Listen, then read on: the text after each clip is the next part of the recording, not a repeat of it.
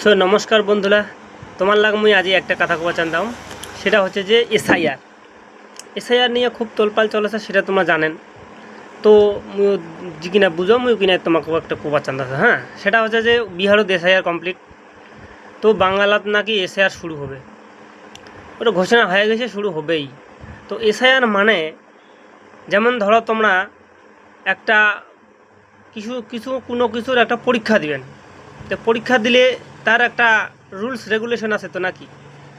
তো সেই রকম হচ্ছে এসআইআর। যেমন তোমরা যদি পরীক্ষা দেন, তাই পরীক্ষার আগত কি করবে, পরীক্ষার যে শিক্ষক আছে, শিক্ষকগুলো আগত কী করবে, সিলেবাস ঠিক করবে।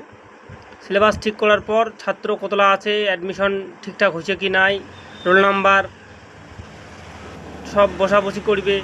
তারপরে তো পরীক্ষাটা হবে নাকি, তারপরে রেজাল্ট আসবে। তো সেম টু সেম এসআইআর মানে হচ্ছে এটাই, যে সব নেতাগিলেন না পরীক্ষা, তো পরীক্ষার আগত ভোটার কতলা আছে, কায় আছে, কেমন আছে, সব কিছু তো চেক করা হবে নাকি। তো এটাই হচ্ছে এসআইআর, বুঝলেন তো? আচ্ছা, বুঝেন নাই? আচ্ছা, মনে করো একটা ফুটবল টুর্নামেন্ট হবে। একটা ফুটবল টুর্নামেন্ট হলে এই ক্লাবের পক্ষ থেকে কী করে? হ্যাঁ, ক্লাবের পক্ষ থেকে কী করে, যে 8-10টা দলক ডাকা হয়। ডাকার পরে 8টা দলের বা 10টা দলের একটা তালিকা তৈরি হয়। সেই তালিকার মধ্যে খেলোয়াড়ের নাম নথিভুক্ত করা হয়। তারপরে খেলাটা চালু হয়। খেলাটা শুরু হওয়ার পর যে জিতা দলগুলো আছে, সেই জিতা দলের মধ্যে খেলা হয় সেমিফাইনালটা।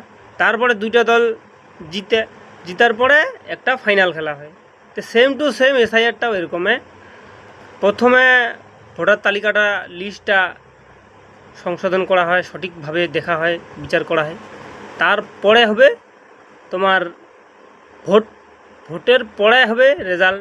তারপরে কোন পার্টি জিতিল না জিতিল সেটা তোমার রেজাল্টটা আসবে। হ্যাঁ, তো দণ্ডবোধ সবাইকে একটা ছোট্ট বিরতি।